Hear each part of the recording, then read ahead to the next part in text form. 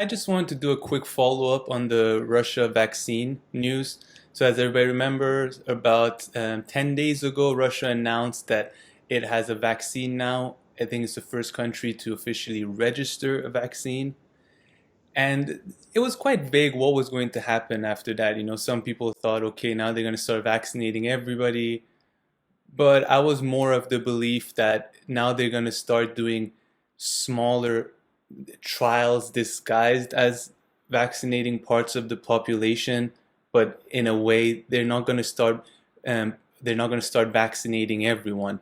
They've registered this vaccine, but as was reported in the West, that there haven't been any phase 3 trials to prove that this vaccine is efficient and reliable. And for those who don't know, phase 3 trial is the last level of trial that the vaccine has to go through, and it's pretty much tested on a relatively large population size. Right now, with coronavirus, the talks are maybe around 30,000 people are being tested for different vaccines, which is not ideal, but we're in a kind of particular situation right now. So since then, this is kind of what I've been able to gather. So already last Saturday, Russia announced that it's produced the first batch. Now, how many vaccines are included in the first batch? I don't know. But then they've come out and also said, we're going to start testing 40,000 people. That's one thing I've read. Another thing I heard from the Russian is that they're going to first start giving it, maybe starting early September, they're going to start giving it to frontline doctors on a voluntary basis, quote unquote.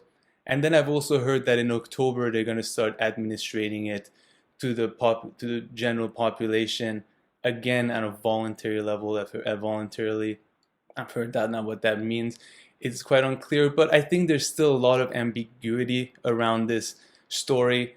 And on top of this, last week I mentioned that the Philippines have said that they're only going to start trials with this vaccine. If nothing has changed, the last news was that they're going to start trials in October and hopefully by March or April start vaccinating the population if everything goes well. I know that Mexico has now also come out and they will be carrying out a trial on this vaccine. They're also carrying out a bunch of other trials, including trials on a Johnson vaccine from the United States. So this is really, and this makes me believe that Russia has put all its eggs in this one basket, in this one vaccine. Whereas the US and other countries, I mean, there's so many vaccines being developed. The US specifically, I believe they believe strongly in 5 to 6 vaccines. So I think if one of them turns out not being, efficient, they're just gonna ditch it and go with the other one, right? And hopefully have their vaccine ready by January. And I've mentioned that this is their plan under Operation Warp Speed, which is an objective of the US to have 300 million doses of a vaccine ready by the end of January. So they also are going to start producing these vaccines before the final results are in from the phase 3 trials, but of course not administrating it to anyone. Whereas the Russians seem that even though those phase 3 trials are not complete and they might be doing them, they might start administrating to certain pockets of the population, which to me kind of sounds like a different way of going about doing trials. And I believe from the Russian side, this is not an issue for them because I think if the vaccine ends up not being efficient yet, I don't know how vaccines work, to be honest. I'm not a scientist, but I think they can maybe tamper with it or create different versions without coming out and being like, hey, this vaccine didn't work, we're just going to do another one. No, they're just going to keep on working on this vaccine, I think, until it works. So in that way, there's not going to be that much of a risk for them. So that is kind of the updates from my side on the Russian vaccine. And today, but I also heard that Johnson will start a phase 3 trial in September, which is meant to go until March. And they're going to have 60,000 participants, which is almost double the amount of participants that other phase 3 trials from the US, including the Moderna vaccine, which seems to be the leader right now in the US, is only has a phase 3 trial of around 30,000 people. So these are just kind of some news that came out from Russia, at least in the media and the quote unquote Western media, so from European and American news outlets. I don't know if you've heard anything else about the Russia vaccine or anything, Sam? No, no. really haven't been following vaccine news during the last week or so, but that's very interesting. So yeah, it's. I mean, I just hope yeah, I just hope all of these vaccines work, and this can be over as soon as possible. We'll see. I just hope they respect all the safeguards. That's the most important part. So that's all I can say. Yeah, definitely as much as possible. It really, I mean, if phase three trials are really starting in the US and all these other countries, I think beginning of the year there will be some vaccines that are going to be start administered to the general population. And there's probably going to be so many of them. I mean, at the same time, I also read that China, it's testing its vaccine in Russia, funny enough. So I tried to look at the list of ongoing vaccine trials and to just give an overview, but I mean, the list was so long. There are so many trials going on. I think there are about 150 vaccines worldwide that are around phase two or three, that they've at least been tested on animals and now they've moved to the human stage. Well, makes sense. I would imagine it's high priority for most companies and government at this point. So Definitely. So, okay, yeah. so I'll move on to the second thing. And last week we also talked about in South Sudan how during a disarmament exercise as part of the peace agreement that was passed in the country to end the civil war in March, there was a disarmament exercise and clashes broke out, which led to 127 deaths, at least last year. That's that last week. That's what was reported. And after talking about this, Sam and I, we just kind of spoke a bit about Sudan and South Sudan a bit generally, and we were wondering where the oil is in the exactly now that the two countries have separated. South Sudan used to be part of Sudan, but in 2011 it gained independence. So I just did a little bit of research on the oil situation in Sudan and South Sudan. So both countries are, of course, very much dependent, the economy and the oil. But interestingly, apparently after the split between Sudan and South Sudan ended up with around 75% of the oil reserves. But at the same time, the country doesn't have any oil refineries. So Sudan not only has 25% of the oil reserves, apparently near the south of the country, in the south of the country, but also the oil that South Sudan produces, the type of oil that they have, can only be refined in Sudan. Not even other African countries, they don't have the correct refineries, and South Sudan itself does not have a refinery anyway. So this is just a kind of small overview. I'm just checking my notes to see if there's anything else on the oil. Oh, and pretty much in the combined production from both countries fell to less than half of the peak production levels of 2010. And this is largely due to diplomatic disputes between South Sudan and Sudan, as well as civil war that has been going on in South Sudan, or at least was officially until not long ago. I see. So, is there any? Has the killings led to any wider conflict in any form or shape? I didn't see anything. I mean, when I kind of Googled the headline from last week from the Al Jazeera article, there was nothing else that emerged, and it seemed like the fighting was quite limited to just to the specific groups of civilians who were supposed to be handing back their guns during that disarmament exercise. All right. So, okay. So the situation really hasn't deteriorated significantly. No, I believe nothing. I don't believe there has been larger. I mean, I don't. I shouldn't say I don't believe. I didn't see anything that there were larger repercussions around the country following these clashes. Well, But maybe very again, follow for next week. sure. If something comes up.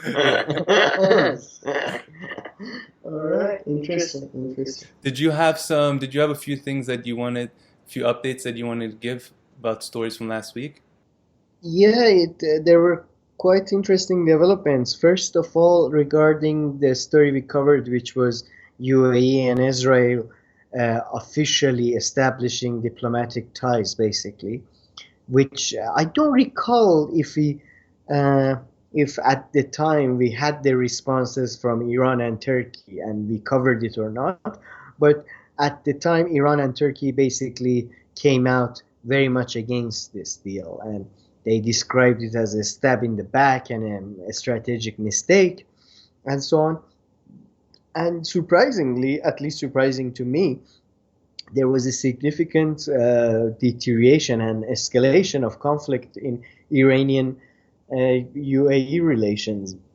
There was, I think yesterday or the day before yesterday, Emirati Coast Guards fired shots at Iranian fishermen, and which led to the death of two fishermen. Emiratis immediately, I believe, apologized and said that, we take responsibility and we offer compensation.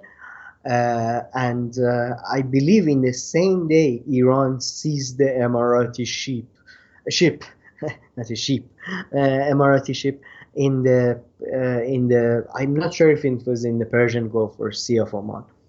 So they seized the ship there, and I just checked again, and there hasn't been any updates on the whereabouts the ship, what's going on, or whatever.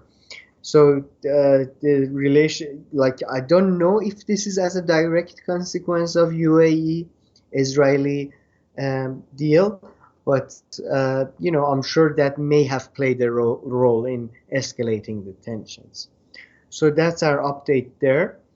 And regarding to Oh, sorry, any Sam. questions? Sorry, Sam. It just reminded me of one or two small things I read about this actually. So you mentioned kind of one half of the deal, which I think is the real part of the deal, which is the normalization. But of course, between the relationship between Israel and UAE. But of course, it was presented as having two parts, and the other one was a cessation, stopping the annexation of West Bank. And did you see anything on that? All I saw about that, which I was saying, it's probably going to be forgotten, that part of the deal, which is that Kushner came out. Sorry, I already forgot. And Kushner apparently came out and said that the annexation, at least it was quoted in the media, has been stopped for now, or like for some time, or something along those lines. But I mean, that part is quickly being forgotten, it seemed, of course, as predicted. No, the only thing regarding that part of the deal that I remember, I think I saw something about Jared Kushner saying it's a pause or something. But that's, from what I understood, Netanyahu seemed to confirm again and again that it's merely a pause, not even a suspension, or, and he's definitely gonna, he's definitely gonna try to annex the West Bank or something. So I mean, so yeah, I didn't follow up on that part of the deal too much. No, exactly. I mean, apparently the official position of the Israelis is that they're going to annex, what, 30%? I saw this number in the West Bank, and yeah, nothing has changed in that regard. Yeah. So, yeah. Yeah, I think it later on it will be categorized not as a deal, but as a basically UAE and Israel establishing diplomatic ties. That's my view, at least anyway. But did you have any questions or anything? Otherwise, I can give you the updates on the other news story. No, I think. Please go ahead. Sure. Well, in Lebanon, the situation, I mean, it's just simply it's slowly deteriorating. It's not really much of an update, but there has been, protest, and I think I'm not sure if this is in light of public health or in light of the protest, but I think yesterday, Lebanese government announced 2 weeks of lockdown because of corona virus, but obviously it may also be because of the protest as well. And at the same time, you had the ruling by the Hague court regarding the Rafiq Hariri assassination in 2006, if I'm not mistaken, which surprisingly to a lot of people didn't end up pointing the finger at Hezbollah. They did. Sam, Go ahead, sorry. Sorry, can you remind me and some of our viewers maybe about who exactly was assassinated and when? Sure, sure. Rafiq Hariri was a prime minister of Lebanon, former prime minister of Lebanon, and the father of the current prime minister of Lebanon. And he was assassinated uh, by what the experts claim to be a car bomb in Lebanon. And he was a prime minister which was credited with ending this Lebanese civil war. And then his assassination led to massive protest in Lebanon, which then led to the withdrawal of Syrian forces, I believe, after 29 years. So his assassination was a very important watershed moment, you could argue.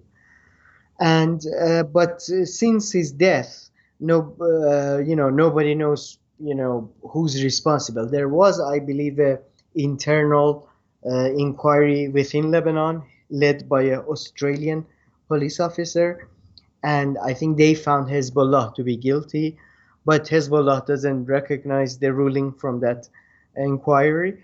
And then it went to the international court, and in Hague, they, after I believe 4 or 5 years of, consideration and all that, they finally they found some individuals guilty, but they didn't find Hezbollah leadership or Syrian government responsible. Generally speaking, the Western countries, and the Sunni groups, they tend to blame Hezbollah and Syrian government for the bombing and for the killing. Because this had happened in 2006, right? This was way before, well, not way before, but 3 to 4 years before the Syrian civil war. So they were active in Israel, the Syrians. Yeah, yeah. Oh, there was Syrian army presence in Libya, in Lebanon, sorry. So yeah, they were very active. And also because Rafiq Hariri was considered an ally of Saudi Arabia, and Sunnis and the Western countries. He had dual citizenships, as it is, I think, famously it's known. They have the Hariri family has significant economic ties with Saudi Arabia, so they blame the Hezbollah and Syrian government. Hezbollah and Syrian government blamed Israel and Western powers. Their argument is that they wanted conflict in Lebanon, they wanted unrest in Lebanon, and they wanted Syrian forces out from Lebanon, which they argue happened as a result. So, both sides accuse each other. But the ruling was interesting in that it didn't really point a finger at Hezbollah or anybody except some individuals who, and in real terms, it probably has no significant consequence because Hezbollah doesn't even recognize their authority. But yeah, just the continued. Sorry, Hezbollah doesn't recognize the authority of the Hague? No, they don't. No. They largely see it as a, you know, American-backed organization and all that. So, yeah. But yeah, that's the evolving situation in Lebanon as a whole, really.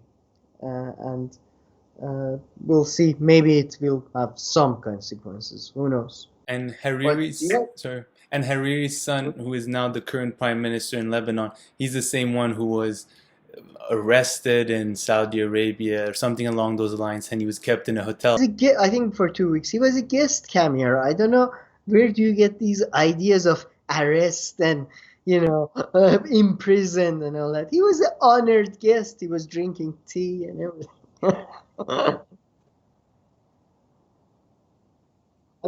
No, no, and I would add that even the pretext for his arrest in Saudi Arabia was his company's debt in Saudi Arabia. So, I mean, the ties between Hariri family and Saudi Arabia are very, very deep. But that arrest may have actually pushed Saud Hariri more into the arms of Iran and Hezbollah.